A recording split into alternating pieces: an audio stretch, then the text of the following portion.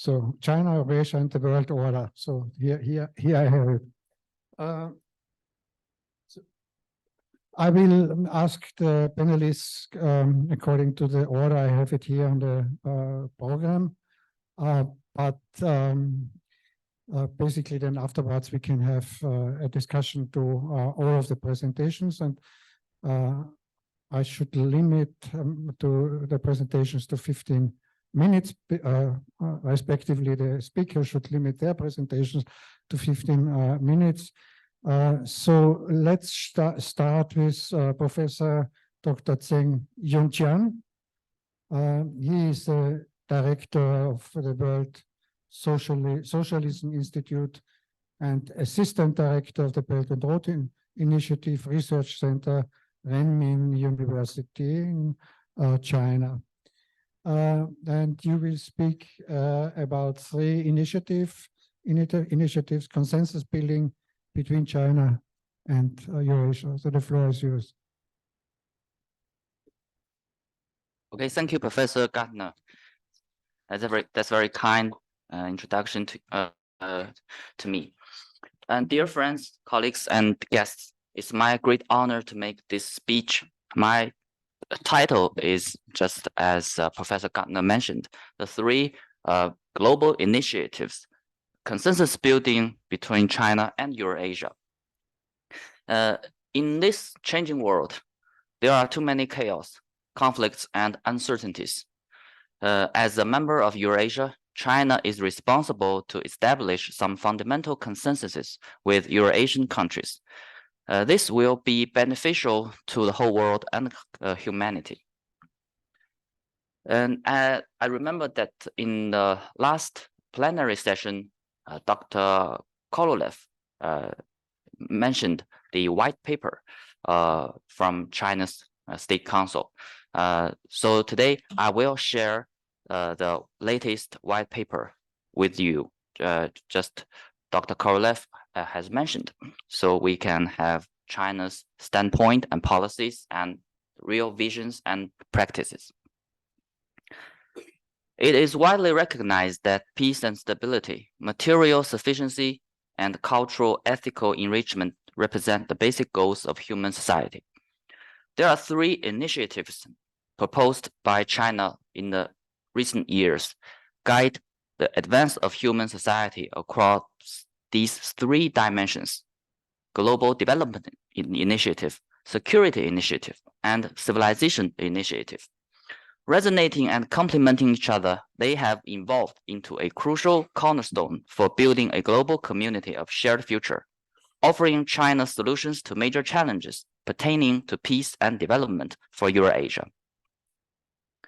First, let's see the contents of the word initiative. According to Merriam-Webster dictionary, there are three definitions as follows. Let's see the following three explanations. That's very clear. And then I checked the Chinese Xinhua dictionary about the Chinese character. It means 倡议. And the explanations has two aspects. First is verb. The second is noun. It's very similar with the Merriam-Webster dictionary. If we take the characters apart, first character is 倡. 倡 means advocate. And the second character, 议, means proposal or issue. So combined together, we can say it's a very clear definition. And let's see the first global development initiative. The fundamental aim of this initiative is to accelerate the implementation of the UN's 2030 Agenda for Sustainable Development. Its core requirement is a people-centered approach. Its foremost philosophy is united, equal, balanced, and inclusive global development partnerships. And its pivotal measure entails results-oriented actions to bolster stronger, greener, and healthier Eurasian development and jointly build a global community of development. China has hosted the high-level dialogue on global development and presented 32 major measures to implement the initiative. such as creating the Global Development and South-South Cooperation Fund totaling $4 billion, launching the China FAO South-South Cooperation Trust Fund Phase 3, and strengthening support for the China UN Peace and Development Fund. Currently, more than 100 countries and international organizations have expressed support for this initiative, with over 70 countries participating in the group of friends of this initiative established at the UN. And there are 3 sub-dimensions about this initiative. First, China is committed to propelling Eurasia development through its own development. China has pioneered major expos and fairs, exemplified by the China International Import Expo, China International Fair for Trade in Services, China Import and Export Fair, and China International Consumer Goods Expo. It has encouraged all countries and stakeholders to share the opportunities presented by China's institutional opening up and steadily expanded institutional opening up with regard to rules, regulations, management, and standards.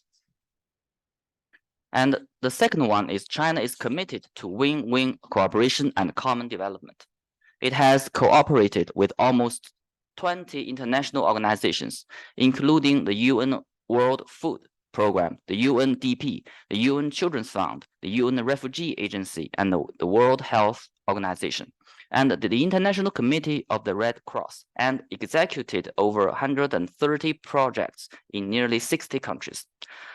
Small but beautiful, these projects span fields such as poverty reduction, food security, and climate change, have benefited more than 30 million individuals. And third, China is committed to building an open world economy. It has become the main trading partner of more than 140 countries and regions, and signed 21 free trade agreements with 28 countries and regions. It has worked for high-quality implementation of the Regional Comprehensive Economic Partnership, that's RCEP, actively worked to join the Comprehensive and Progressive Agreement for Trans-Pacific Partnership and the Digital Economy Partnership Agreement, and expand its global-oriented network for high-standard free trade areas. Also, let's check the 6 proposals by the Global Development Initiative. Due to the time limit, I won't explain this in detail, and let's see the contents based on the previous 3 dimensions. And there is the second initiative, the Global Security Initiative.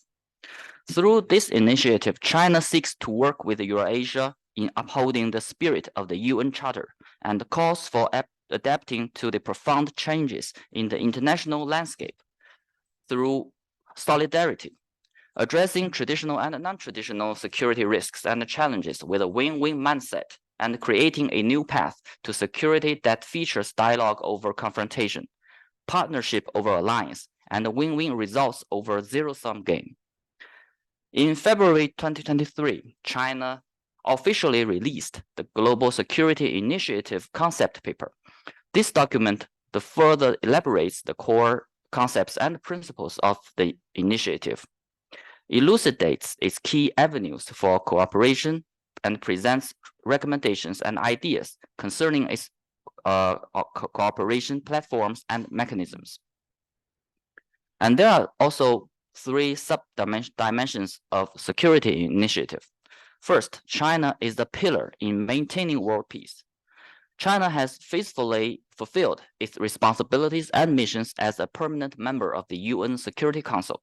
It is the 2nd largest contributor to the UN regular budget and peacekeeping assessment, and the largest contributor of peacekeeping troops among the permanent members of the Security Council. Over the past 3 decades and more, having sent more than 50,000 personnel to UN peacekeeping operations in over 20 countries and regions, China has become a key force in UN peacekeeping. Second, facing constant flare-ups of hotspot issues, China has been committed to fulfilling its role as a responsible major country, pushing for the resolution of international and regional flashpoints such as the Korean Peninsula, Palestine, the Iranian nuclear issue, Syria, Afghanistan, and the Ukraine issue, as some of our scholars mentioned before. And the third one is China has actively cooperated with other parties in non-traditional security domains, such as anti-terrorism, biosecurity, and food security. It has proposed the International Cooperation Initiative on Global Food Security within the framework of the G20 and pushed for the adoption of the strategy on food security cooperation of the BRICS countries.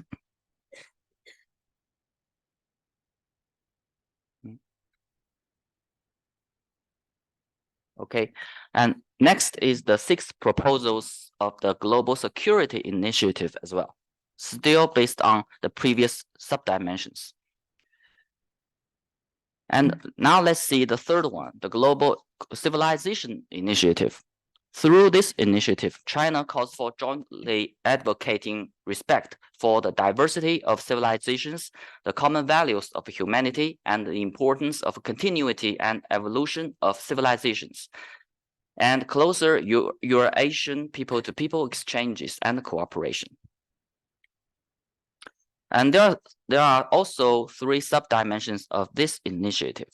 First, China has hosted gatherings including the CPC in dialogue with World Political Parties high-level meeting, the CPC and World Political Parties Summit, and the Conference on Dialogue of Asian Civilizations. It has engaged in extensive bilateral and multilateral activities for political party exchanges and cooperation, and promoted diverse forms of civil diplomacy, city diplomacy, and public diplomacy.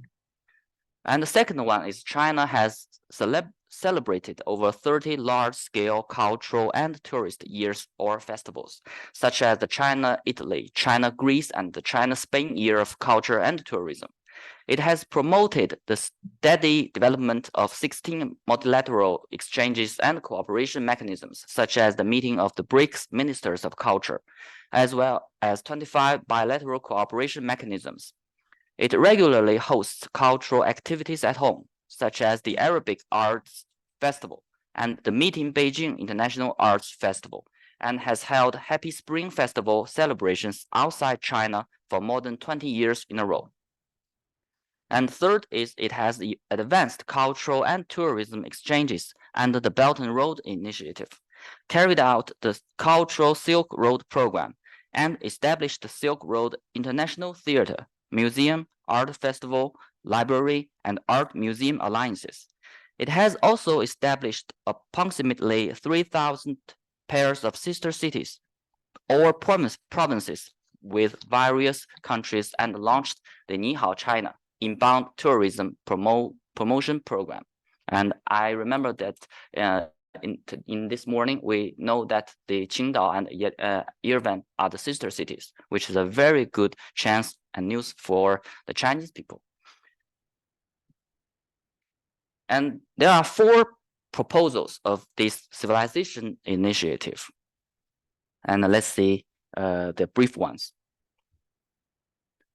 So recently, there are some scholars mentioned that maybe there is a new initiative. The new initiative is the AI governance, because the background is was proposed by President Xi Jinping during the 3rd Belt and Road Forum for International Cooperation. He said China will continue to implement the Belt and Road Science, Technology, and Innovation Cooperation Action Plan, hold the first Belt and Road Conference on Science and Technology Exchange, increase the number of joint laboratories built with other parties to 100 in the next 5 years, and support young scientists from other countries to work on short-term programs in China. At this forum, China will put forward to the Global Initiative for Artificial Intelligence AI Governance. China stands ready to increase exchanges and dialogue with other countries and jointly promote the sound, orderly, and secure AI development. So let's get to the conclusions. The 3 initiatives has 3 dimensions. First, the Global Development Initiative is highly compatible with the UN's 2030 Agenda for Sustainable Development and resonates in particular with the aspirations of Eurasian countries for greater development. The Global Security Initiative upholds the principle of common security, emphasizes comprehensive approaches, pursues sustainable security through cooperative efforts, and make a valuable contribution to addressing Eurasian security challenges. Third, the Global Civilization Initiative calls on all countries to respect the diversity of civilizations in Eurasia, which is conducive to facilitating exchanges and mutual learning among different civilizations. So to sum up, development serves as the material foundation for security and civilization provides the cultural ethical support for development and security. And security acts as the fundamental prerequisite for development and civilization.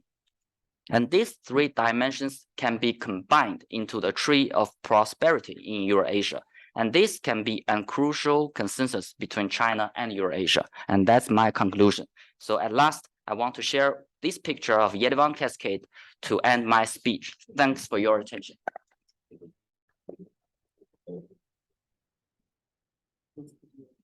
Thank you for your well-structured presentation. Just have two questions for clarification. You did not mention the Belt and Road initiatives in the context of the Global Security Initiative and in the Global Development Initiative. You only mentioned it in the context of the Civilization Initiative, which is fine to me. But the question would be, how is the BII related to the other initiatives? Are they separate initiatives? Do they have something to do with the Belt and Road Initiative? So that would be my first observation. My second observation would be, since you started out with definitions, and what is the difference between, or it's only a question of terminology, the Civilization Initiative, cultural diplomacy, and soft power? You didn't mention soft power. You need not, but is there a difference? So that would be my first questions. Could you briefly respond? Thank you, Professor Gardner. Should I answer the question now or after? Okay. Yes, do it now. Okay, thank you, Professor Gardner. This is a very hot issue between Chinese academics about the relationship between the BRI and the three initiatives, because they are all initiatives. So many scholars start researching the relationship between these initiatives. From the Chinese official explanation, these are the two different aspects. The BRI focus on the economic trade and people-to-people exchange and cultural development in the countries along the Belt and Road. The three initiatives, more of a global view and vision about the construction and establishment of the shared community of the shared future of community. So there are two different perspectives about this BRI and three initiatives. And also, Professor Gardner mentioned that the technology and soft power, also the very important care about Chinese foreign policy and the national development, because that represents the future of the world and humanity. And so in the practical level, maybe the soft power can be explained as the smart power, because this word, smart power, has more and more be accepted by the global academics. And I will answer this briefly, and we can talk about this after the panel. All right? Okay. Thank you. So we move on to Professor Mher Sahakyan. So basically, he will go back to that what we discussed in the morning. So I'm very anxious to hear your view, how it is different what we have heard in the morning, and whether it's compatible. Mher, the floor is yours. Thank you very much. Let's speak about the Eurasian continent in multipolar world order 2.0 stage. The US, under President Joe Biden, aims to unite the West and like-minded countries in Europe, Asia, and the rise pressure simultaneously on Russia and China. But the world is no longer unipolar or US-centered. The geopolitical state after the collapse of the Soviet Union. What now exists should be called the multipolar world order 2.0, a new stage of multipolarity held by the Russian war in Ukraine. The US is no longer the dominant power in the Eurasian continent. It has lost its hegemonic position in favor of the established young superpower China, the emerging great power Russia, and the rising big power India. Middle power Iran is also challenging the US in the Middle East. In the strategic front, North Korea looms large as it keeps developing its missiles program and expanding its capability to launch nuclear strike on the US and its military bases and operations in East Asia. Across Eurasia, countries are aligning with either the US and West or China and Russia. Iran, for example, is implementing its look to the East policy, strengthening its links to Beijing and Moscow. In reaction to Russian invasion of Ukraine, Finland stood in the process of becoming member of the NATO, which will strengthen the West's military capabilities. Georgia and Ukraine also hope to join NATO, but the transatlantic security alliance is not yet ready to admit either of the two embattled Russian neighbors. Let's understand what we understand, saying multipolar world order 2.0 concept. In this multipolar world order 2.0, the West and East will contend across the Eurasian supercontinent, primarily in the South and East Asia, Central Asia, South Caucasus, the Middle East, and even the Central and Eastern Europe.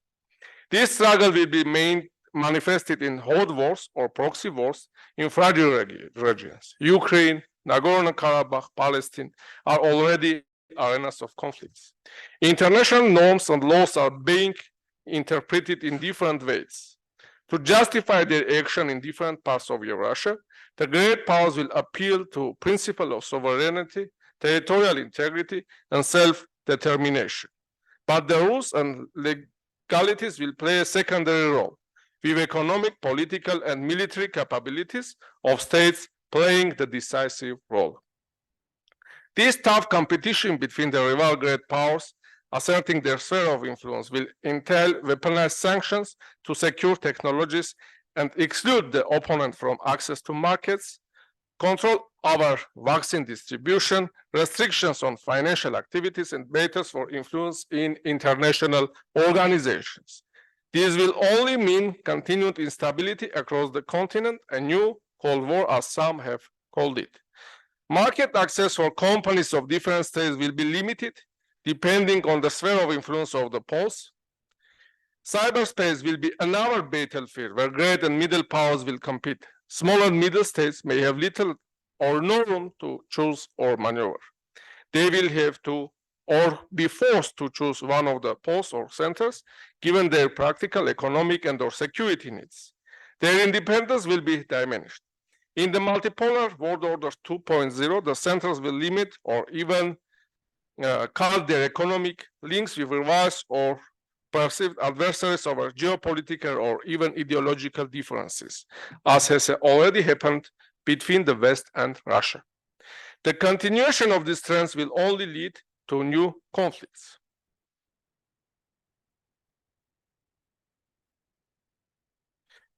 In the stage of multipolar world order 2.0, the US still holds a significant role. In the continent with its NATO, AUKUS, Quad military bases, and alliance with countries across Europe, Asia, and the Middle East. However, it is no longer the dominant power. Some voices in the EU argue that organization must play a more independent role in multipolar world order 2.0. French President Macron is the main promoter of this idea. If the Russian case, the EU fully supports the US policy. In China's case, it is trying to differentiate its position, keeping ties with Beijing as partner, competitor, and systematic rival. According to Joseph Borrell, High Representative of the European Union for Foreign Affairs and Security Policy, the EU anticipates from Russia that it presses Russia to withdraw its troops from Ukraine. As he stated on the Taiwan issue, we remain fundamentally committed to EU's One China policy. We see no reason to question it. However, there are disagreements between EU member states regarding relations with China, and their behavior not always coincide with Brussels' official statements. Officials from Czechia, Lithuania, and Germany challenge the One China policy by maintaining contact with Taiwan and occasionally escalating relations with Beijing. Even Germany's government has internal conflict on further development of Sino-German affairs. If Chancellor Scholz wishes to maintain business and diplomatic relations with China, Minister of Foreign Affairs Annalena Baerbock holds a more critical stance towards China. Italy and Greece try to find ways to work with China without taking side. In turn, Czechia and Poland in the Multipolar World Order 2.0 fully support NATO against China and Russia. Latvia, Lithuania, and Estonia withdraw from 17+1 mechanism, harming their relations with China and strengthening their alignment with Western powers. Therefore, it is challenging to navigate EU-China relations as opinions vary. Nevertheless, the EU still plays a vital role in Eurasian international relations and will remain a center with capabilities for further enlargement. France will play a central role in the EU, making it more independent from Washington. As President Macron mentioned during his meeting with President Xi, France will not pick sides, and France will actively contribute to growth of EU-China relations. After the Brexit, the UK also got room for maneuvering and implementing more independent foreign policy without looking towards Brussels. Therefore, the European subcontinent has two Western centers, London and Brussels.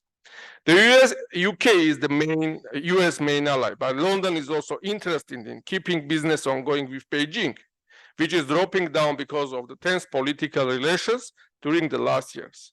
In 2021, trade between China and UK was 112 billion. In 2022, it decreased to 103 billion. It can also be one reason for former UK's Foreign Secretary James Cleverly's visit to Beijing. As he mentioned, the UK will try to collaborate with China in economic, climate change, and disease prevention spheres, also on stopping war in Ukraine. As Cleverly stated on August 14, 2023, the only way to influence China is to engage with China. Nevertheless, the UK is also part of the AUKUS, which aims to deter China in the Asia Pacific. It seems that the UK and China can follow the same model as Japan and China, where political differences are kept separate from economic relations. Let's discuss also Russia. Russia, situated in the center of the Eurasian continent, aims to keep its influence in post-Soviet Eurasia. It started a war with Ukraine for this reason. Moscow is also active in Syria and Africa. However, the ongoing war in Ukraine and sanctions weakens Russian positions in Eastern Europe, Central Asia, and South Caucasus. But it still remains a vital center which keeps its position with the help of the Eurasian Economic Union and Collective Security Treaty Organization and hard power. Russia also uses its gas and oil to strengthen its influence and create interdependent relations with buying states, or weaponizing these natural resources when faced with adversaries. According to this table, because of the Russo-Ukrainian war, all main powers' economies were harmed, which again proves that modern world is very connected, and developments in any Eurasian region has direct influence in entire world. The recent enlargement of the Shanghai Cooperation Organization and BRICS also allows Moscow jointly with Beijing to spread influence in different regions of Eurasia, Africa, and South America. Let's speak about China. China is the only superpower geographically located in the Eurasian continent. Beijing projects many economies from Asia to Central Eastern Europe, Middle East, and post-Soviet Eurasian states for its Belt and Road Initiative. Economic influence brings it political influence. The best example is the Central Asian region, where China step by step gets political influence and strengthens its influence on security issues as well. China is not signing alignment with our country, as we know only the DPRK is China's ally. But it has a vast network of comprehensive strategic partners in the entire continent. China and Russia agreed on comprehensive strategic partnership of coordination for a new era, which, as they like to mention, has no limits. Forward, China and Russia will continue to deepen their relations in the framework of creating the alternative pole using Shanghai Cooperation Organization and BRICS. Taiwan's issue can stand as the primary detonator. If the war starts in Taiwan and the US continues pressing China for AUKUS and the Quad, Beijing will have only Russia and the DPRK as partners in the struggle. But in this case, Russia will ask for direct supplies of armaments from Chinese stockpiles, which can stand crucial in Russia-NATO indirect war for Ukraine. Having Ukraine's example with disastrous consequences, Taiwan must tread carefully to not stand the battleground for great powers clashes. As Seo mentioned, an unjust peace is better than a just war. Let's speak about India. India is standing at another central multipolar world order 2.0, considering its geopolitical location, demographic growth of over 1.4 billion, possession of nuclear weapons, production of armaments, and a massive army along with 7% annual GDP growth. This big power is expanding its influence in Asia Pacific, Central Asia, and recently in South Caucasus, where it's enhancing its political and military collaboration with Armenia. Actually, time is working for both China and India. In the future, they will be more decisive and active in the Eurasian continent's politics. These two powers must choose cooperation over conflict, as a war between them would be a total catastrophe for Asia and entire Eurasian continent. The Shanghai Cooperation Organization, BRICS and RIC formats are still stabilizing their relations and providing platforms for problem solving. Bilateral trade between China and India is growing. For instance, if in 2021 it was 125 billion, in 2022 it increased to 145 billion. However, Sino-Indian competition for spheres of influence in the Asia-Pacific region, India's strengthening relations with the US and Japan, and participation in Quad can bring tensions with China. In sum, there are two superpowers in Eurasia, geographically non-Eurasian US and Eurasian China.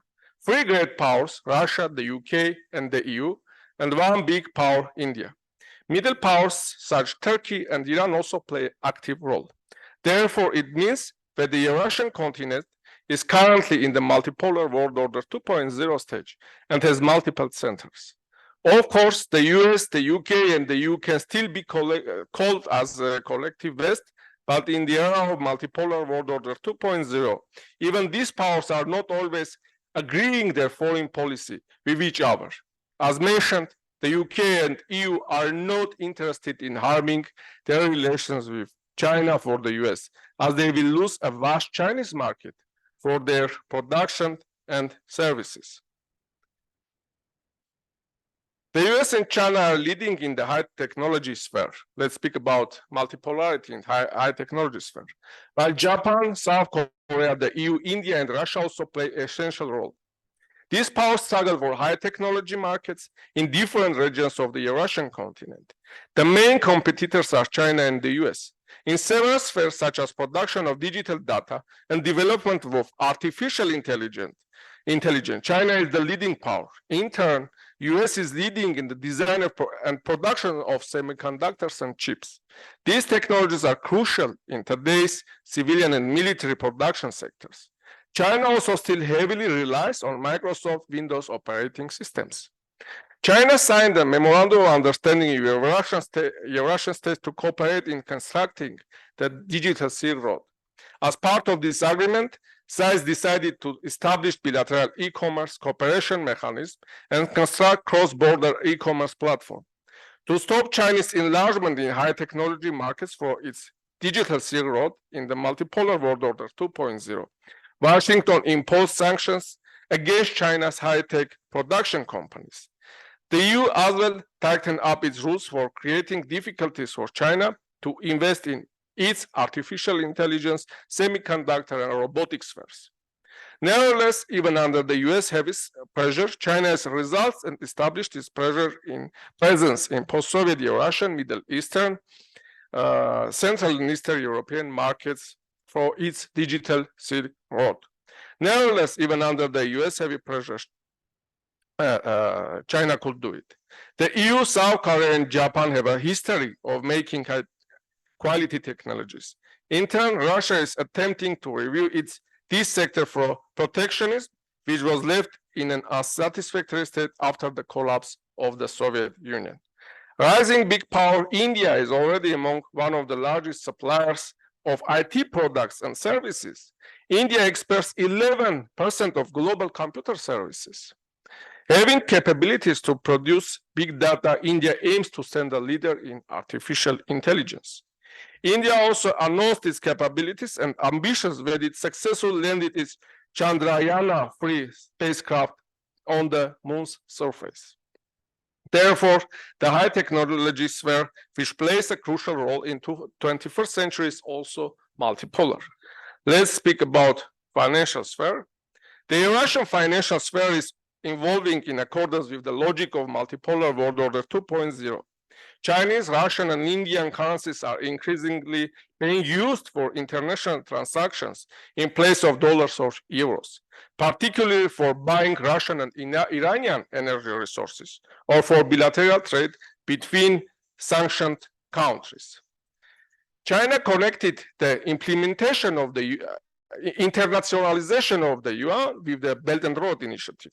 Therefore, it could involve its currency to provide loans and investment to Belt and Road Initiative participating states, strengthening its currency position as international in a short period of time.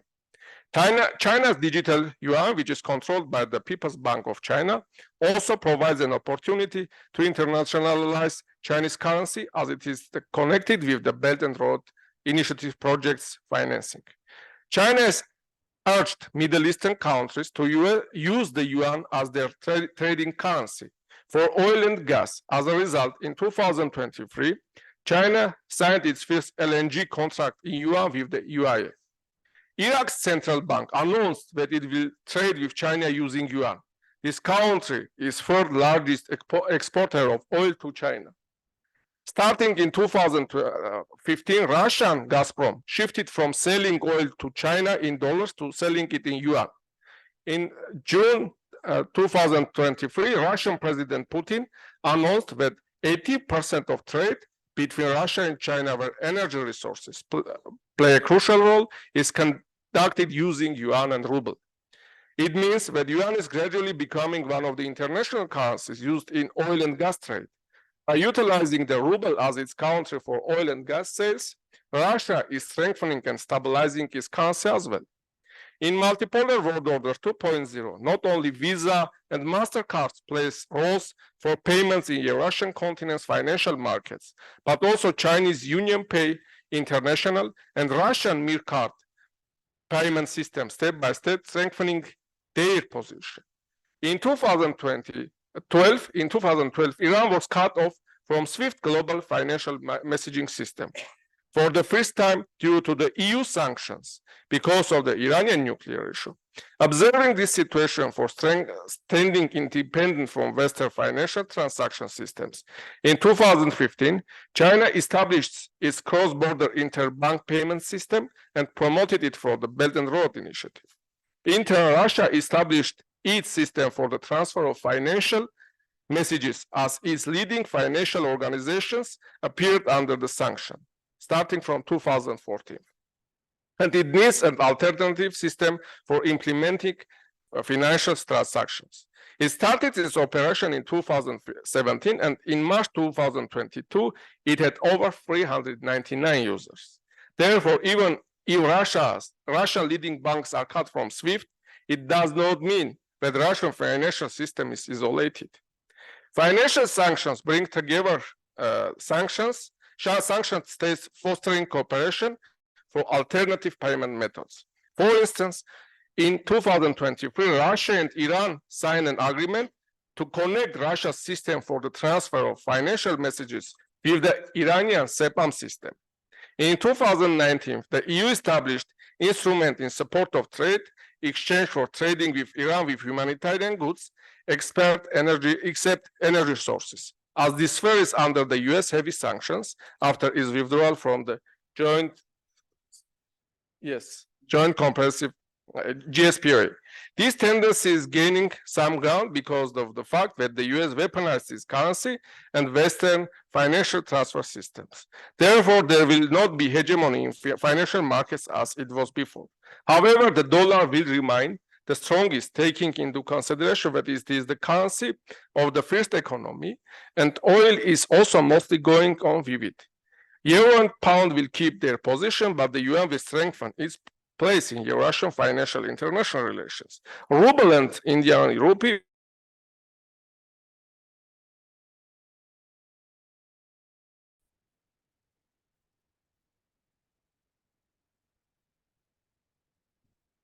Your presentation was so comprehensive that, of course, we could continue to listen to you. So, but at some point, we have to finish. But I still have questions. Thank you very much. It was really a very good overview, and you touched upon many of the very important issues.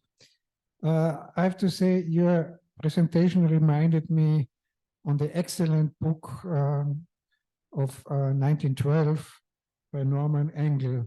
So he would say, if war comes, it would be a catastrophe, but all the parameters would go towards war. So what you're mapping out is, from a very realistic geopolitical perspective, everything what you presented is hard power, moving towards conflict, weaponizing is everything, Ukraine, Taiwan, then international law will be interpreted differently, hard power dominates, independence of smaller states will be dropped. So it's all a pretty bleak multipolar world what you're designing.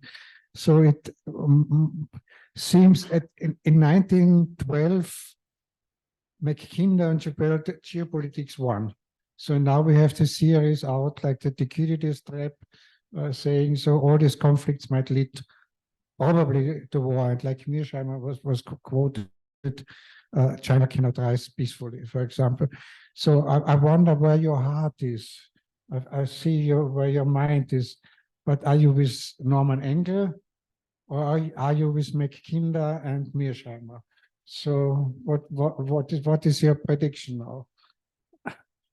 Actually, I didn't read these books, so I cannot answer to this question with whom I am, but I know I can inform you that this research will be published in our new book. It is called Routledge Handbook of Chinese and Eurasian International Relations. Hopefully next year it is already forthcoming, so you can read much there. Thank you very much. No, I don't let you off the hook. So, I use this opportunity to promote. Yeah, that's good. Yeah, future war or peace in a multipolar world. That's the question. War or peace. So, what is your prediction? That is basically. Actually, you are one of our teachers, and in this book, China and Eurasia, you have written that multipolar world order there is no peace. It is not peaceful time, so there will be conflicts and our things, and I agree with you actually. But I can say that this multipolar world order 2.0 cannot last a long time. I think 5-10 years, and after maybe we will have bipolar world order or unipolar. We will see. Okay, we will discuss it later again. So may I ask Professor Zheng Jiyong? So again, restructuring world order, China's perspective.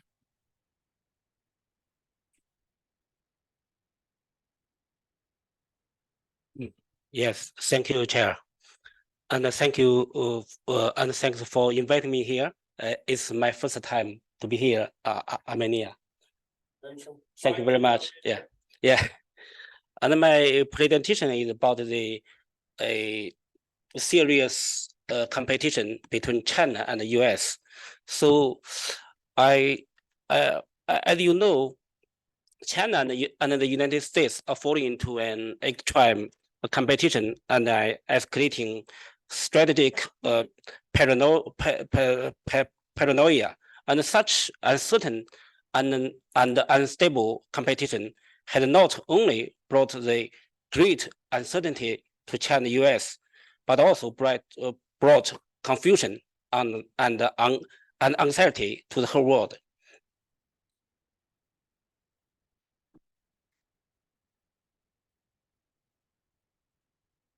And my presentation will be 5 parts. I will explain every part very briefly. The first part is about the roots of America's perception on China.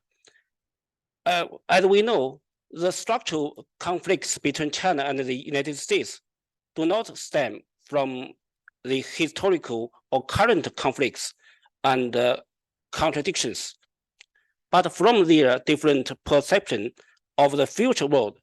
It is obvious that the starting point for America's new perception of China is the relative decline of the United States, and in contrast, the relative rise of China and other countries. The United States has never faced such difficulties and disappointments as it did before. From China's perspective, the dilemma of the United States lies in the following 4 aspects. Okay.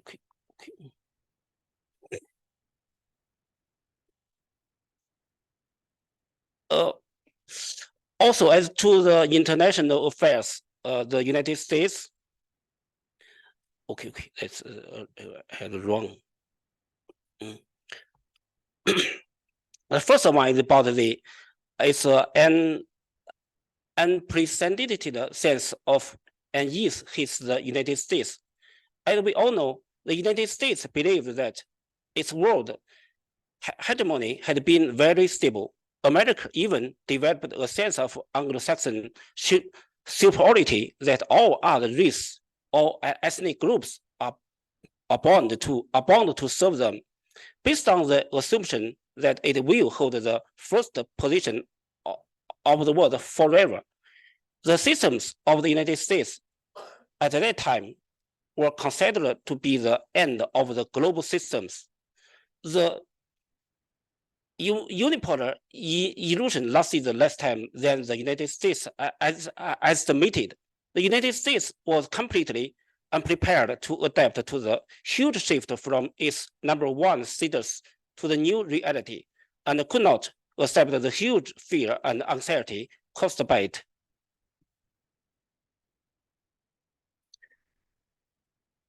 And the second one is about the United States is subject to a profound lack of self-confidence and distrust of the outside world and strategic anxiety. For a long time, the United States had been beset with the internal problems and a serious decline in physical production capacity. Also, added to the international affairs, the United States has consumed its own strengths and overused its military, economic, and diplomatic means around the world for decades to maintain the strong American image. This consequently hurt America's internal affairs, and the vicious circle led to a serious decline in America's power. The United States has lost its confidence and trust in and outside the country, turning into a strategic failure mentality. And the third is about the strategic failure and the strategic anxiety lead to more extreme approaches. The United States lost the sense of rules. Since World War II, the United States formed a wrong perception of the international society. There had been a polarization of means and methods. That is, any state will be either a friend or an enemy of the United States. The middle zone, other than friend or foe, has all but disappeared, which makes the United States prefer to resort to violence when dealing with domestic and foreign problems. But now the rise of China and other countries such as India and other states, which the United States had never encountered, led it to believe that the time was no longer on its side, so that the United States was using unprecedented means to escalate the crisis and advocate force to meet challenges that the United States had never experienced.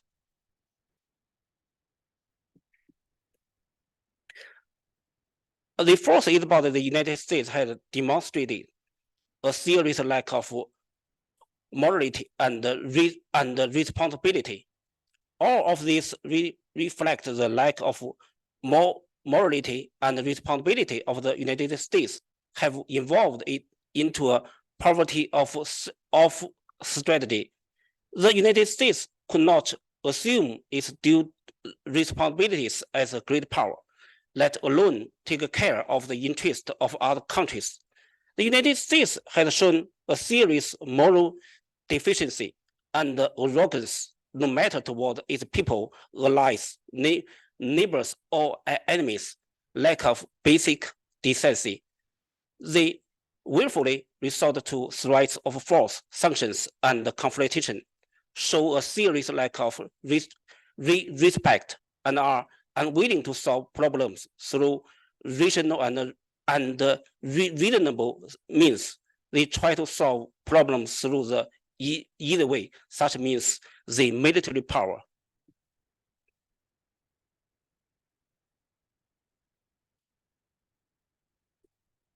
And the part two is about the risks of US behavior toward China.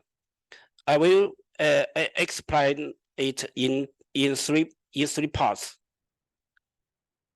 The first one is about the strategic anxiety and the strategic blindness impact on strategic rationality.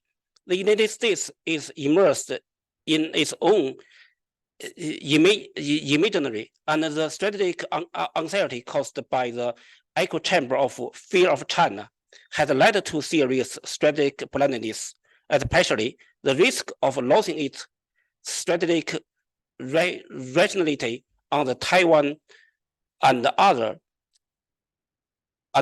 issues around China. There are three reasons for this. The first one is they did not truly understand China now, and even the US cannot understand itself. And two is about the property manage international and internal affairs. They cannot do that. And what China is worried about is about its people's livelihood. It's not so good enough to cause problems. It focuses on internal development, and it is committed to internal stability and economic improvement. Again, the absolute power of the United States has not changed significantly, but the external environment is changing now.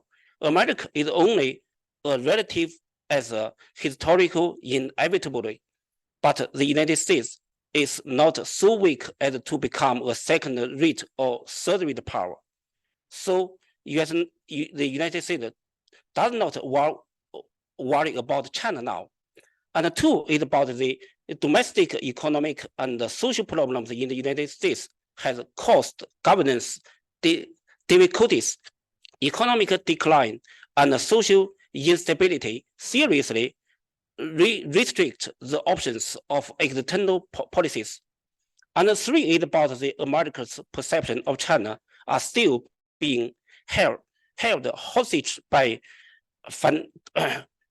fanatical anti-China sentiment and internal political struggles and polarized political ideas to dominate the design-making process. And the second is about addressing strategic anxiety through militarism and revitalism. The US had adopted a more dangerous camp or dichotomy. The question is not whether the world is heading for a new Cold War, but rather that the US is taking an approach that carries a high risk of dragging the whole world into an imaginary Cold War or even a regional hot war. And the United States has interpreted its ideas about the democracies and human rights as values of the whole world, characterized China as a challenger to the existing order, expanded the competition between China and the United States into China's struggle with the whole world. And the US is reconstructing the racial alliance systems now. And the two is about repairing and strengthening the existing alliance system and to expanding and piecing together a new alliance systems, building a new network of allies with bespoke to isolated countries such as China and that do not conform to it. And the third is about undermining the world order through military measures and geopolitics. As we all know, the US is reshaping other countries' economic and financial to gains and ignoring their security needs now. So we can imagine how China to think about the current world order now. So China understanding of the new order is based on its historical traditions and lessons from history, as well as its understanding of American solutions. It is more concerned about whether such a situation will lead to conflicts between China and the United States, or even global instability. I will explain into three parts, but the time is very limited. So I think that the first one is China's history underscores stable and endogenous growth now. And I think America's three C's solution is not suited for China now. And the third is about the competition between China and the US will last a more unpredictable conflict between China and the US. So we should prevent it from the conflicts of China and the US now. I will skip it.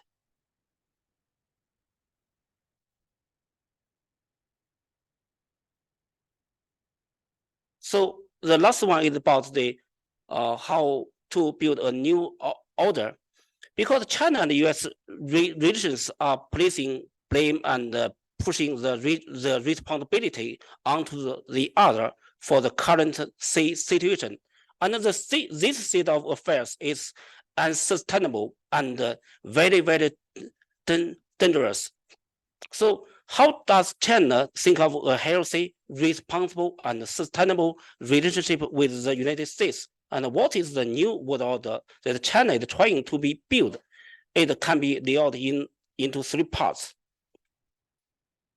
The first one is about the how to understand each other and to make a new and a healthy and responsible relations between China and the United States.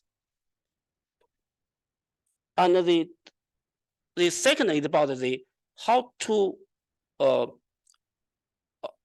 make foreign affairs with the other countries. We should have some kind of the strategic empathy and to understand other countries, including the United States and other countries, small powers and mid powers.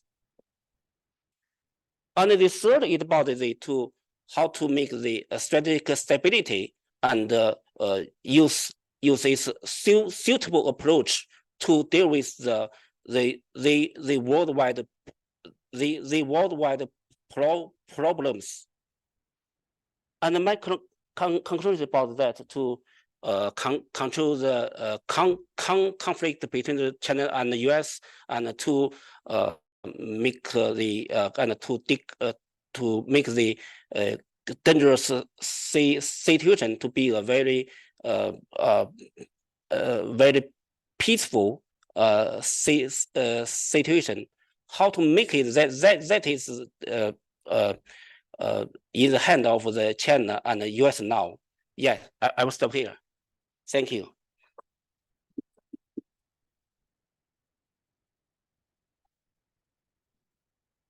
When we talked about Mher's presentation, we focused mainly on the hard power criteria, and I'm very glad that you introduced the subjective criteria, not only the objective like hard power, military weaponization.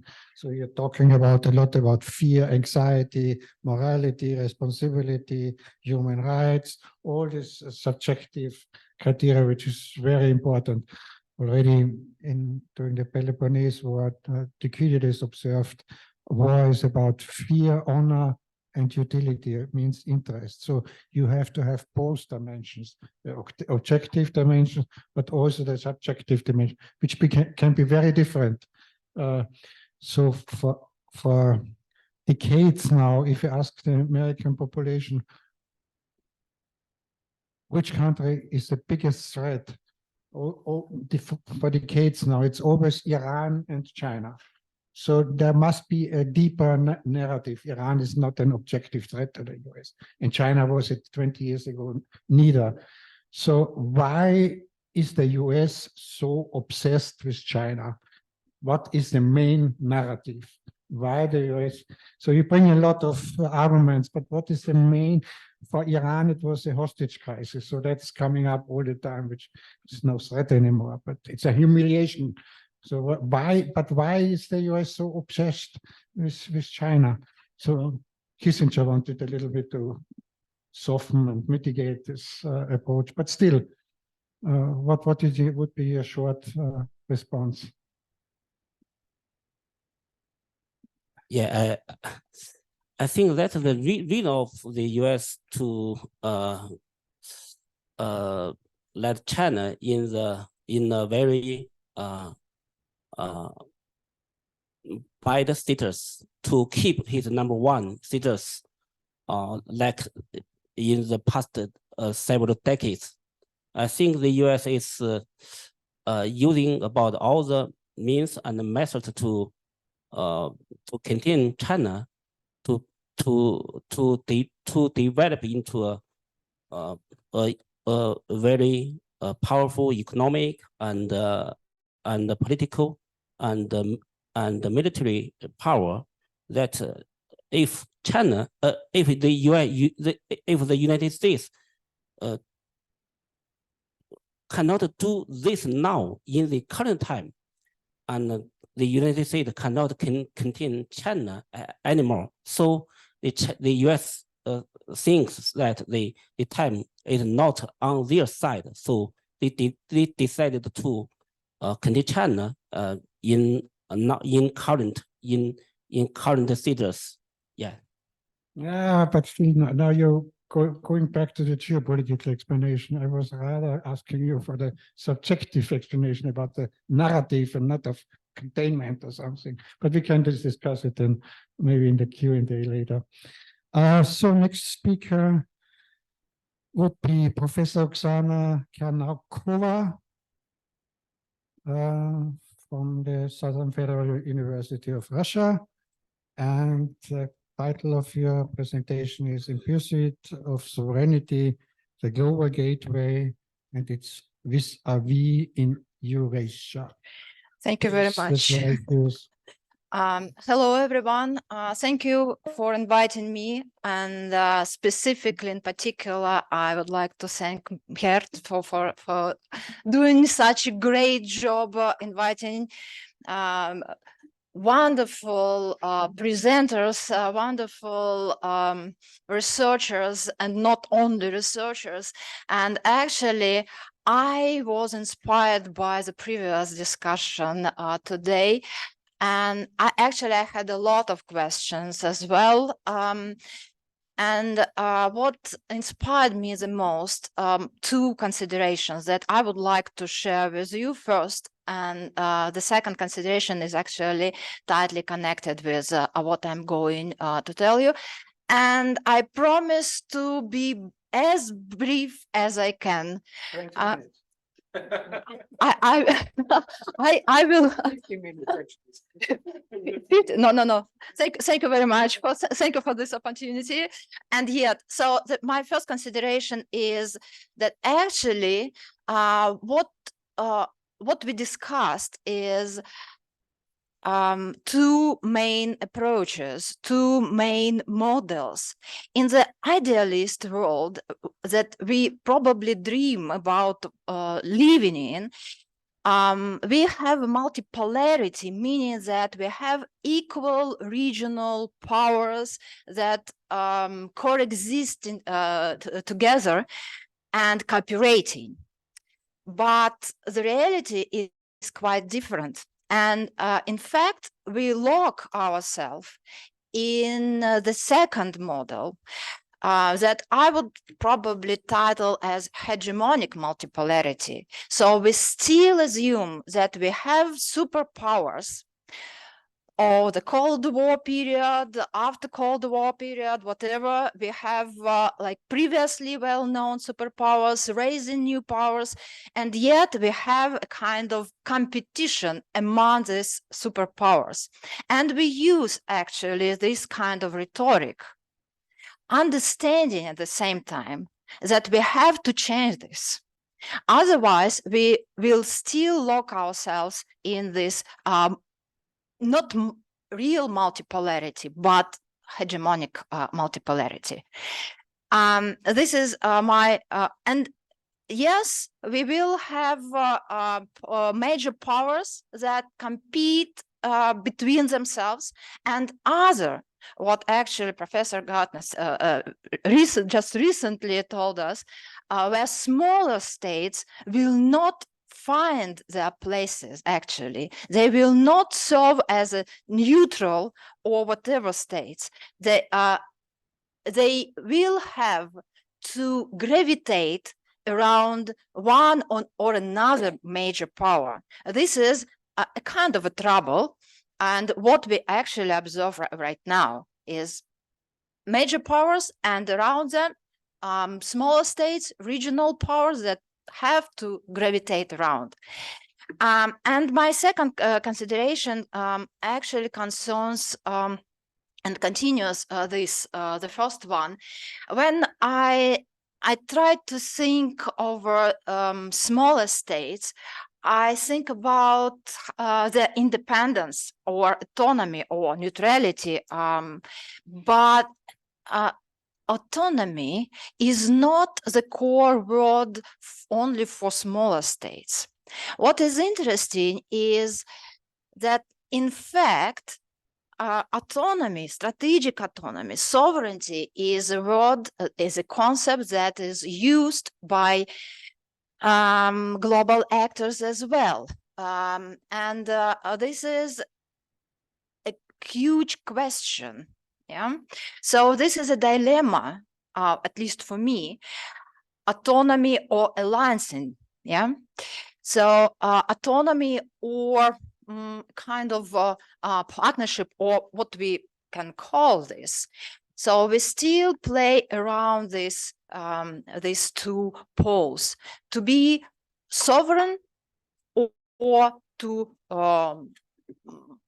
probably forced or voluntary kind of alliancing. For smaller states, this choice is very difficult, extremely difficult, because of the lack of capacities and so on, and military forces, or whatever we can call this. But this dilemma is standing also for, and quite relevant also for, such actors like Russia, China, and what I'm coming to is European Union. Actually, we didn't cover this topic. We concentrate today mostly on Eurasian perspective and how the Belt and Road Initiative, what kind of role this initiative plays for Eurasia. And yes, of course, we celebrate a decade of this initiative today. Yeah. This was a remarkable, not an economic project, but also geopolitical tool that helped to enhance relations with countries, not only in Eurasia, but throughout the world. And it was, this is my very personal, and by heart I can say that it was a brilliant initiative from the very beginning. And it was brilliant and unique. Let me remind you that not all politicians in the world believed that time that this project will survive and will enrich this economic and geopolitical landscape of Eurasia and beyond. But also, the Belt and Road Initiative has prompted competition, in fact. And that is, I came to the idea that when we talk about cooperation, let's come to Earth. And we live, unfortunately, in the world where competition prevails, competition among states. We cannot avoid this, unfortunately. So, and Belt and Road Initiative was so successful that has prompted the competition among global actors to adopt something similar and to manifest of their will to have a kind of Silk Road of their own. And the European Union was quite late when unveiled its global gateway in December 2021. Just to remind you very briefly that Global Gateway aims at support of infrastructural development, which is perceived as a European alternative to a Belt and Road Initiative. And it sounds in the manifesting speech of von der Leyen, for instance, that the European Union wants to be seen as a reliable and trusted partner, explicitly stating that Global Gateway is a different way to deliver in this infrastructural globally. While aiming towards greater autonomy and geopolitical capacity, Global Gateway has little actually to show for it, despite the ambitious budget of 300 billion euros or so. In fact, it is quite well and tightly connected with the idea of strategic autonomy that the European Union tries to pursue since 2016,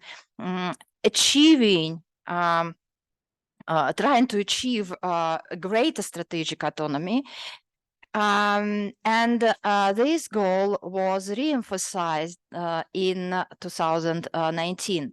However, translating ambition into practice has been a bit weak, so to say.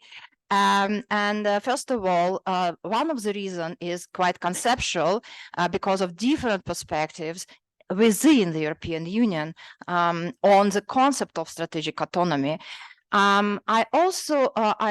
We still asking ourselves what's the difference between autonomy and sovereignty, because in the like public discourse these concepts sound quite similar or synonymous, while some like ideological background tries to demonstrate the difference, and the official discourse of the European Union sounds like strategic autonomy, but the difference is quite to my mind a bit mess. So but also this concept also questions capabilities to realize a greater level of the real autonomy. Designed as a global connectivity strategy, it envisages portraying the European Union autonomy and geopolitical capacity in areas it perceives to be increasingly outstripped by other initiatives. Say, strategic autonomy is officially announced as a might for independent action and rule shaping in terms of security, economy, technology, but the Global Gateway seems cannot help to achieve this goal in full scale. First, there are at least two main moments that I would like to emphasize on. The first one is, of course, this is like a banal phrase that I'm going to announce, but Global Gateway would have never seen the daylight without Belt and Road. So this is a real answer to a kind of a challenge perceived from China by the EU. The European Union willingness to incorporate China in the EU framework has actually faded after being funded in the EU-Asia strategy of 2018 among possible bilateral partners. Then actually China disappeared if we take the recent strategy of the European Union. China is seen as more as not a real partner, but a kind of a challenge for the European Union in Eurasia in perceiving its goal. Moreover, as in the launch speech of von der Leyen, Global Gateway was announced as a better alternative to Chinese investments. The second moment that I would like to emphasize is increasing strategic autonomy beyond the European Union is also a major goal for Global Gateway. And the EU promotes a new brand of a uniquely EU connectivity financing approach. And this is also kind of competition, perceived competition between EU and Chinese initiative. The fundamental part of this approach is its value-driven nature. Most of the self-proclaimed investment priorities like digital, transportation, energy, health are addressed also by the Belt and Road. But plus so-called Team Europe approach also was placed within this initiative, I mean, European initiative, uniting kind of efforts of the EU actors and private sector as well. if we take this global gateway as an alternative to the Belt and Road Initiative, I would like to take at least 3 problems that this project is living or surviving through. In fact, the main trouble is that global gateway cannot help the EU to gain this strategic autonomy that EU is looking for so eagerly. The among issues is money, of course, economic capacity, and the planned mobilization of these billions of euros for till 2027 combines EU like nation-state budgets and private sectors, as well as development programs. But this is more about kind of repurposed budgets from the already existing commitments. The European Union relies on grants and soft loans, while China uses and provides quite diverse and different instruments and strategies without actually extra pressure to protect this kind of set of values and so on that in fact hidden in the global gateway project. The second problem, major problem, is that 5 key areas of partnership are also questionable because let's be honest, the European Union, for instance, is not a front runner in terms of digital technologies and so on, standing after the US and China. And in this case, it is difficult to translate intentions into actions, to shape standards in rapidly developing industries, and to resolve cooperation with the third countries, say in Eurasia or beyond. And the third issue is that Global Gateway competes with some other schemes settled by European and non-European, like European allies and non-European actors. For instance, I just mentioned, I do not remember well whether we mentioned this before. Do you remember this partnership for global infrastructure and investment that was initiated by the US actually, and recently rebranded and written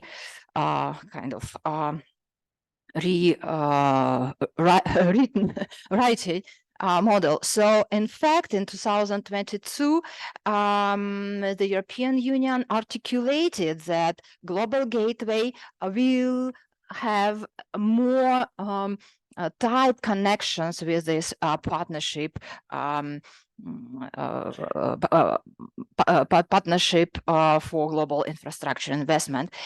So, and where is actually the strategic autonomy that announced by the European Union? It's still somewhere behind this intentions. So actions are quite far from the final success. But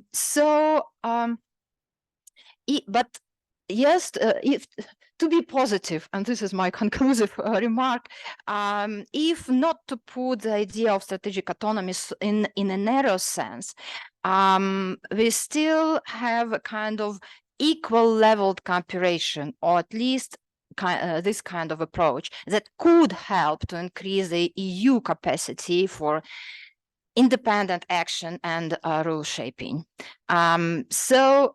We see these bilateral partnerships with Japan, India, quite recently agreed upon, that could help to better achieve the EU approach in this kind of competition with Belt and Road.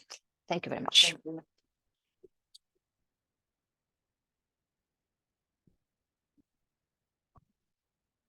Thank you. You raised very important questions, and I guess we should have the possibility to continue with your presentation and with the Q&A.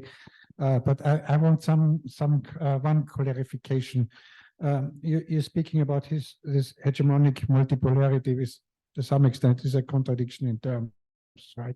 We could have spoken during the Cold War of the hegemonic bipolarity, for example. That would be another possibility. But then you, in your conceptual part, you map out the differences, the economy between autonomy and alliances. So, and then you move on to the strategic autonomy of the European Union. So to me, it is not clear, what does this mean, strategic autonomy?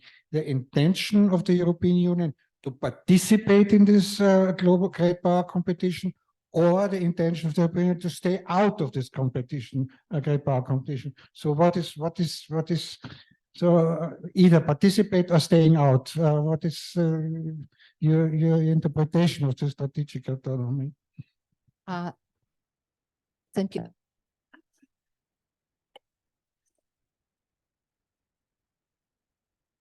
Thank you very much. First of all, of course, I tried to provoke a discussion, putting this hegemonic multipolarity, and I did this specifically to prompt the discussion further.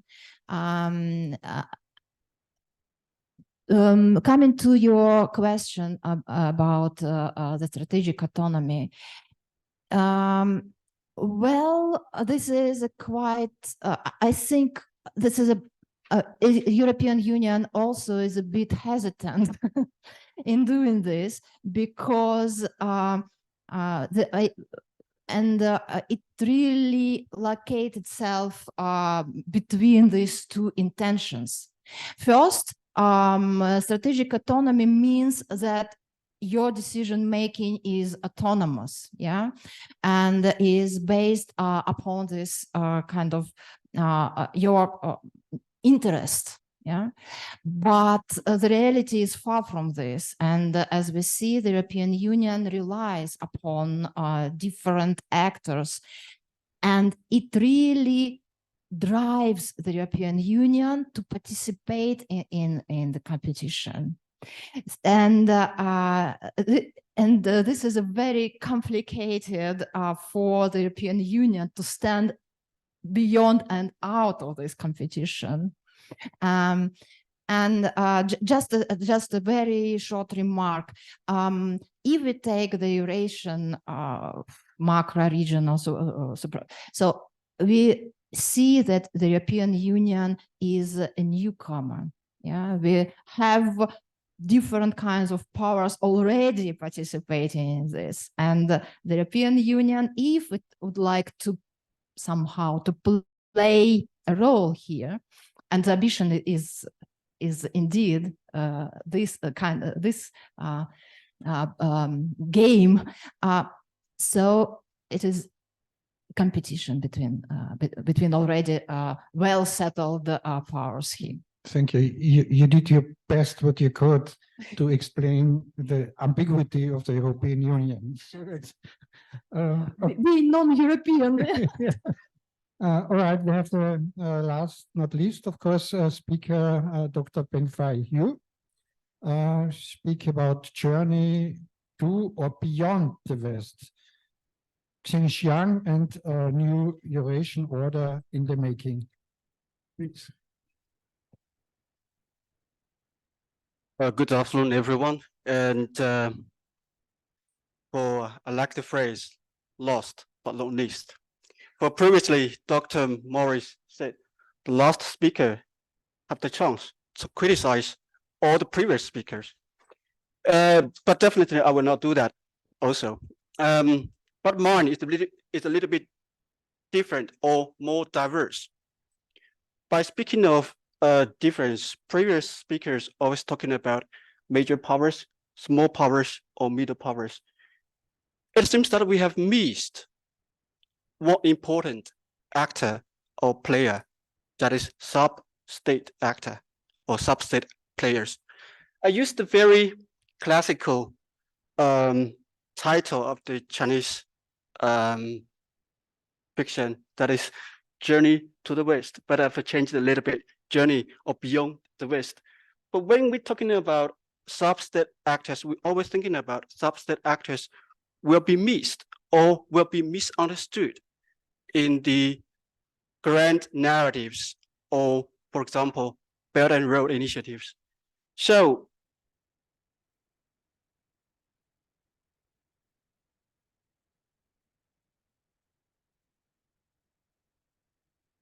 it's really hard to push the flipper.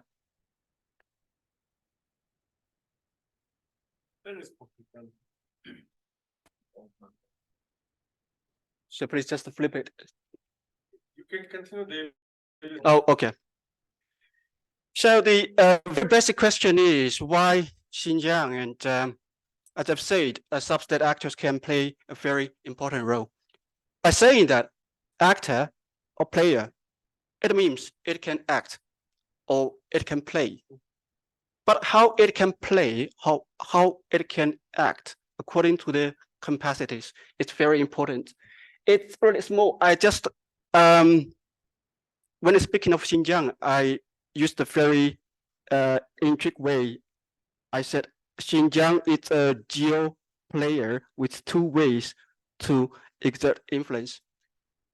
And there is a map, it's not very clear. There's one corridor that is to Europe, and then another corridor that is the Pakistan Economic Corridor to the Indian Ocean. When we're talking about regionalization, we always think about the conventional way of regionalization, a geographical zone. That is not my case. For my case, when I'm talking about regionalization, it means corridorization. It's in a linear way how sub-state actors can also regionalize a region. Previously, when we think about those actors. And the next page, first of all, I have to admit, this is one article that is in progress. So I just keep it very simple and short, really simple and short, before the chair raised the watch. Okay. So as I've said, first stage, how a sub-state actor can interact with states and help regionalization. That's very important. For few studies before have ever focused on this topic. But we have to think about how can a sub-state actors can play such a role. I put it in this slide. Xinjiang is a very special region. The special is, first of all, its special status. Xinjiang is an autonomous region of China. This is the first specialness. And the second one is special circumstances. But we are talking about Central Asia, the Eurasian region or Eurasian order. We're always talking about major powers. For example, the US C5+1, and the previous speaker is talking about global gateway. Just to think about a global gateway, we have missed one very important question. Where the global gateway point to Xinjiang. This is one aspect when we think about where the global gateway to. So the third one is the special policies. And when we're talking about Chinese policies, we always have some of those ideas, Western development and go out policy.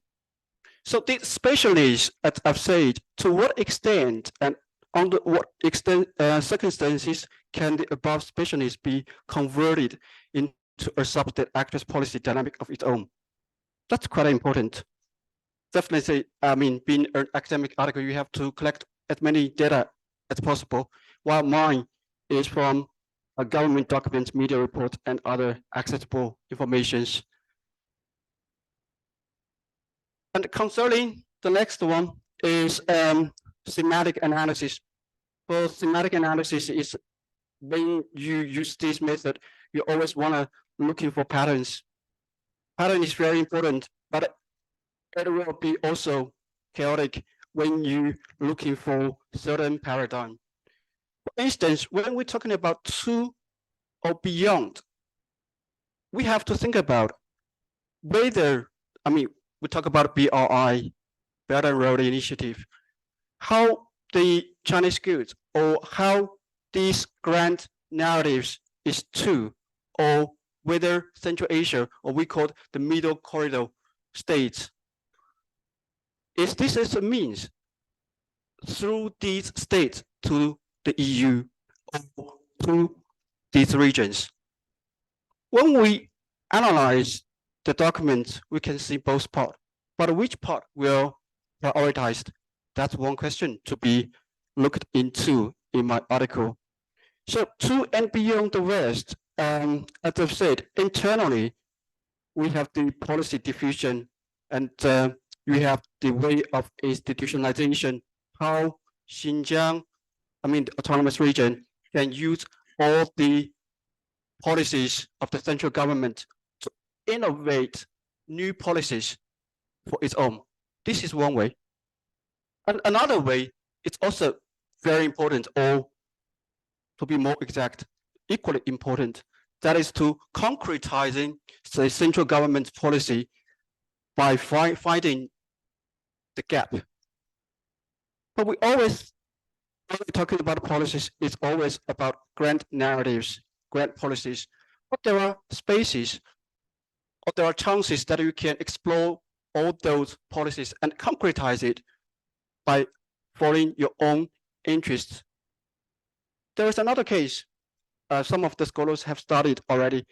At least, for example, Yunnan province has the Myanmar economic corridor. Yunnan province is also, we call it frontier province in China.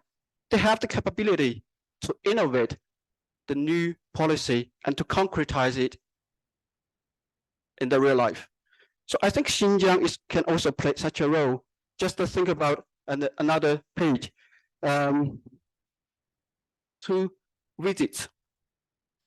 I think these 2 visits are very important after the 2023 Belt and Road Summit. On the 19th October, the Kazakh president Tokayev visited Xinjiang, and another one is the following day, the Pakistan Prime Minister also visited Xinjiang. There was pictures. In recent months, Xinjiang officials are quite busy. They're busy in visiting Central Asian countries to looking for opportunities. As we said, to or beyond the West, we have to think about what is Xinjiang looking for. For when we think about the classical Chinese fiction journey to the West, there is a underlying word, underlying sentence is what they're looking for. They're looking for previously those religions, truism. Well, nowadays, what is Xinjiang looking for? Xinjiang looking for investment opportunities. It's looking for influence. Definitely, when we're talking about influence, this world has been polluted by the realistic strand of international relations. How Xinjiang can do that, and how the policies released by the central government can be explored or concretized, that is the key issue. So when talking about this article, I've also put it on the slide, said the research challenges, definitely how Xinjiang can download those policies from the central government, and how Xinjiang can upload its interest into the central government's policies, or the fashion world was noting that especially in the EU is quite popular. So looking forward to fighting the direct influence, or short-term and long-term influence is quite important. It's also one of the challenges in my article. I think in the near future, I'm gonna do more hard work to find it. And the next one is, as I said, is an article still in progress. Any article in progress should be accompanied with a preliminary conclusion. Xinjiang actively exploring and continuously adjusting to Chinese central government's policies is playing an increasingly significant role in affecting the new Eurasian order in the making. Thank you. And the last one is my latest publications. I mean, some of those has been put it into this slide. Thank you very much.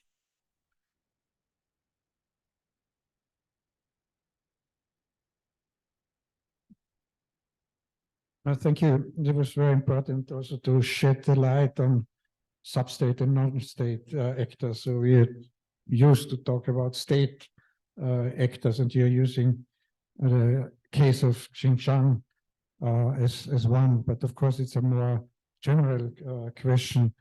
So a more general question, what you asked in one of your slides, how can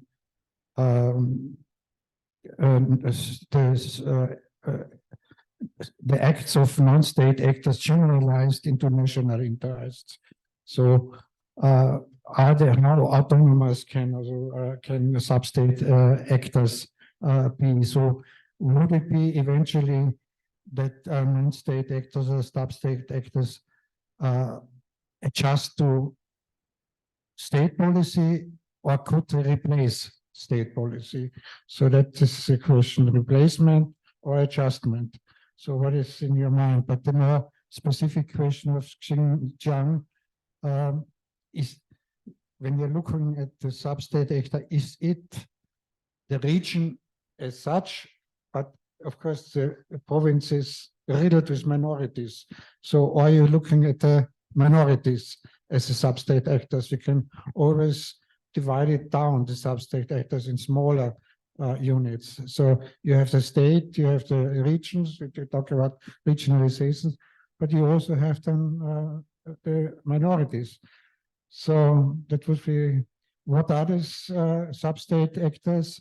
And second, should they replace or adjust to the state policy? There's this famous scholar sitting in Singapore, Karnaukhova. He wrote a lot about Asia. He was struggling with the question, can megacities replace states as actors? So, and that is the more general question. So states or sub-regional actors, and the second, how far do you go down when you talk about sub-state actors? Regions or minorities? Okay, first of all, many thanks for the questions. It's quite interesting. Also, as to the first question, you asked whether it is a replacement or adjustment. And we always say policymaking process is a black box. And what I'm gonna do in this article is how to unravel the black box by delving into those policy papers. But there is one critical link. I mean, the lack of it is to how to find one specific policies can be uploaded into the central government consideration. That's quite important. So how will that connect or link with link the policy papers released by the autonomous region and the central government? That's very important. By the way, we're talking about China's the political configuration. It's also very important. It is always the central government prioritized.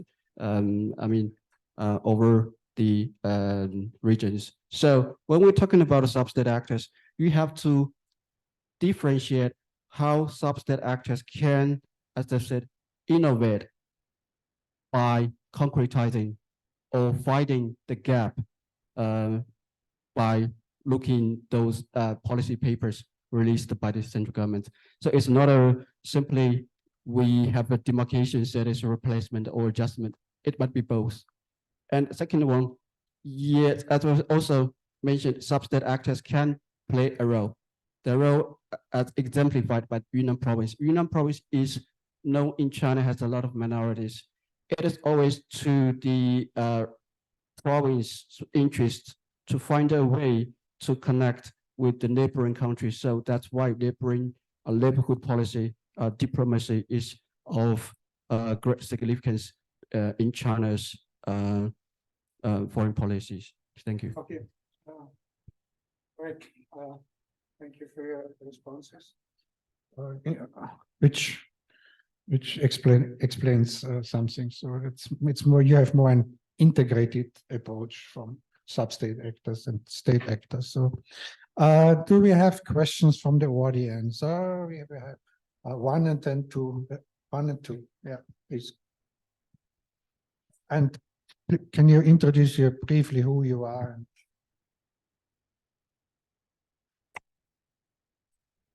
Thank you. My name is Chen. I'm from the Free University of Berlin, Germany. So I have two questions. The first question is for Professor Sahakyan. So you have mentioned China is the only superpower in Eurasia continent. So this reminds me of the classical geopolitical theories about land power and sea power. And now the US is regarded as a maritime power. The US has published its Indo-Pacific strategy, and China is, as you have mentioned, China is regarded as probably a land power. So how do you think about the classical geopolitical theory between about the geopolitical competition between land power and the sea power? Because Cold War 1.0 was regarded as also geopolitical competition between maritime power, USA, and the land power of former Soviet Union. So now, do you think there is any explanation power of the classical geopolitical theory? This is the first question. And the second question is to Professor Jiyong.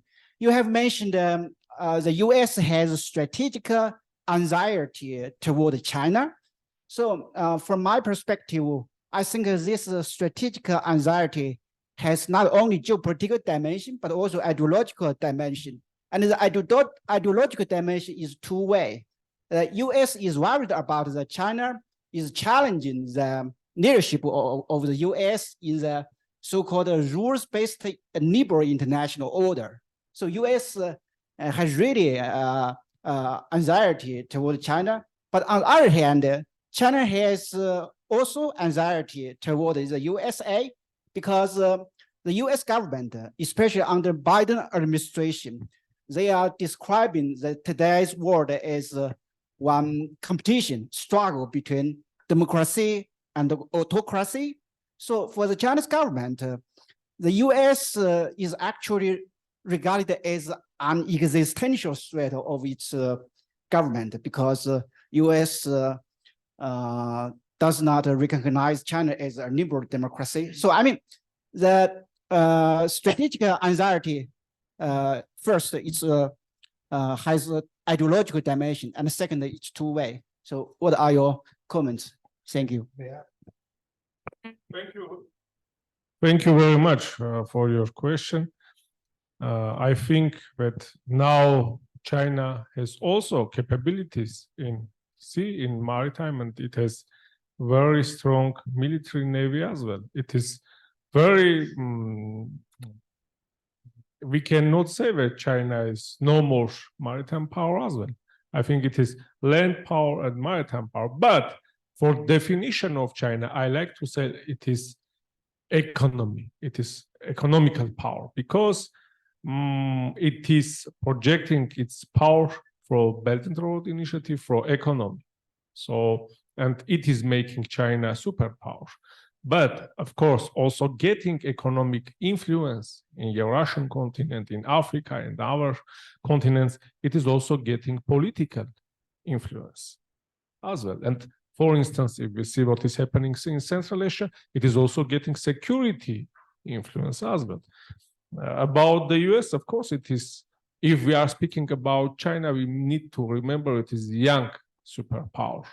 But the US is well-established superpower.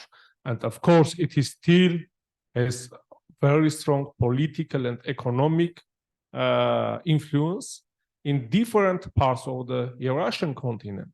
In the Middle East, in Europe, if you see which power has much more alliance, much more military bases, still it is the US. So we have two superpowers in Eurasia. One is Eurasian, it is China. I mean, saying Eurasia, I mean continent. I mean continent. I'm against with some states or scholars trying to hijack this Eurasian term. Some Russian thinkers, they are trying to show that Eurasia, it is something like Central Asia and Russia and South Caucasus. And maybe our friends and colleagues from the US, they will say that saying Eurasia, they are understanding post-Soviet territory. But actually, it is the name of our continent. Eurasia is our continent. And now, as we are living in this multipolar world order 2.0, I think that borders are so close. And everything is happening in different regions, are having their own influence. World is very close, and technologies, internet also playing the role. I hope I answered to your question. Thank you. Jiyong, please. Yes, thank you. I think the United States and China have the same anxiety, but the content of the anxiety is very different from each other. For the USA, I think the strategic anxiety for China is something to say about the China's certainty, because China has a stable political structure and the economic structure, and such as the CCP is now controlling the China, and the state-owned company is in the dominant status now, because the political and the economy is are developing very, very stable. So for the perspective of the United States, the China's development will be the number one state in the near future. So they are worrying about that. For China, the strategic anxiety toward the USA is about the one word. It's the uncertainty. Because for China, the US, they changed their president every 5 years, and now the US is how to say, is conducting the war, and the involved in the conflict in the whole world. And for China, the political system of the United States is very unstable. Because for now, I think for the candidate Trump and the presidential election, and Trump and the Joe Biden is about the 80 years old. For someday, that will be a very, very huge change in the United States political structure. For China, is someday there will be a conflict in the internal political structure of the United States, or some kind of the external war, or some kind of the regional conflict outside of the United States. For China, it's very, very for some kind of we are worrying about the United States now. So the anxiety is very different from each other. Yeah, thank you. So we're running out of time, but still, Alexander, please. Yeah, thank you very much. So first of all, I want to say thank you to all the panelists. And my question will be to Professor Sahakyan. So based on your presentation, I like your take, which you said that in the new multipolar world, there will be less free trade and less peace. So I want to speculate on that and ask a question regarding the, new world order. So actually, if we look at the, past couple of years, we see that the global organizations, like, for example, the WTO, is no longer relevant in terms of the settlement dispute mechanisms, right? Because this dispute settlement mechanism is actually blocked, so it's no longer functioning. And the protectionism is rising across the globe. But at the same time, if we look at the United Nations, so also there are many skeptical, perceptions on that, so many military conflicts. So, and the United Nations can do anything to manage to prevent, or at least to manage the conflict. So, and based on what you said, so that it will be more, war, military conflicts, and less trade. So my question is, do you think that in the new multipolar world, so is there any place for the global institutions, and are they still relevant in this new global architecture? Wait, I have one more question, please.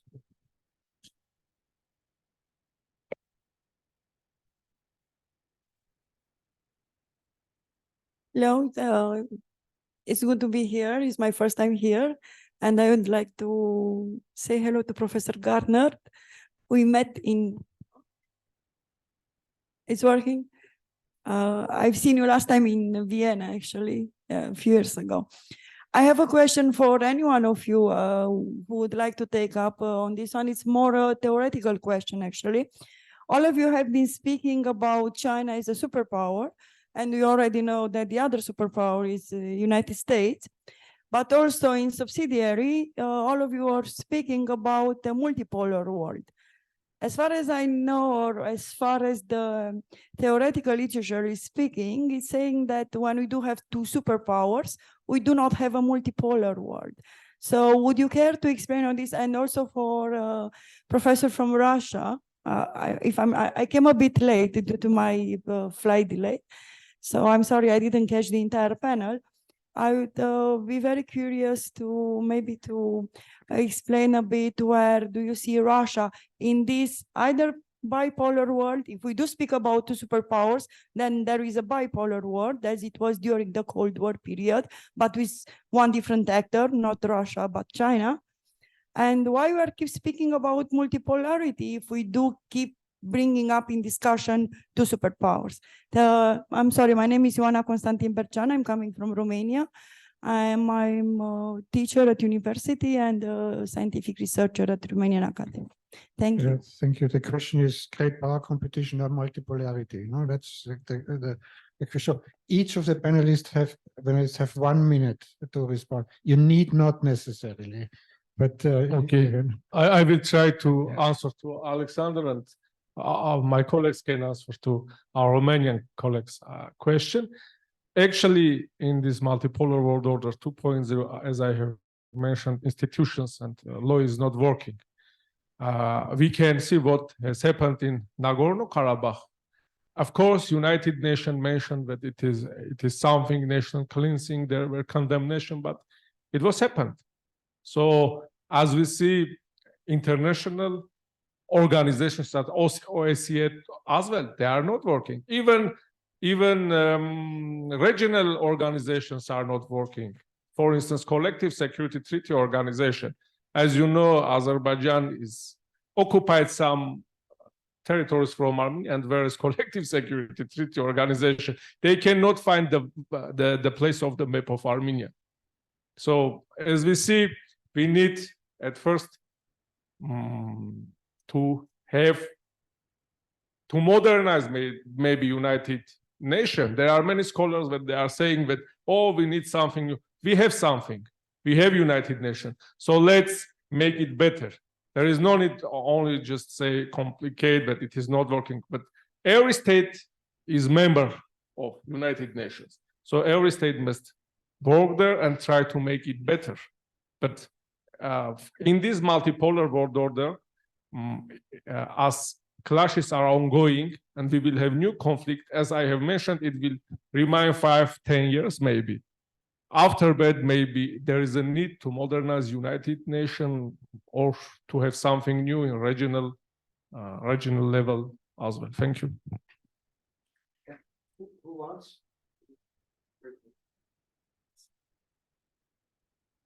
Okay, very briefly, and it's actually about question of how two tigers can coexist in one mountain, and I think two tigers can coexist in one mountain so long they consider how they can build rather than ruin the mountain they are in. Thank you.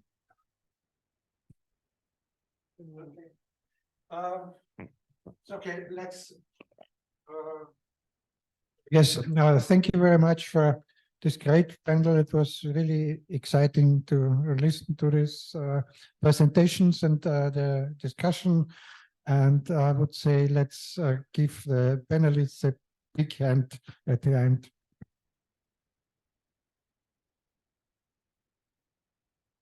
Thank you very much. We have fresh coffee, tea. Please, 15 minutes after come, and Dr. Mabin will lead and chair the panel. Thank you.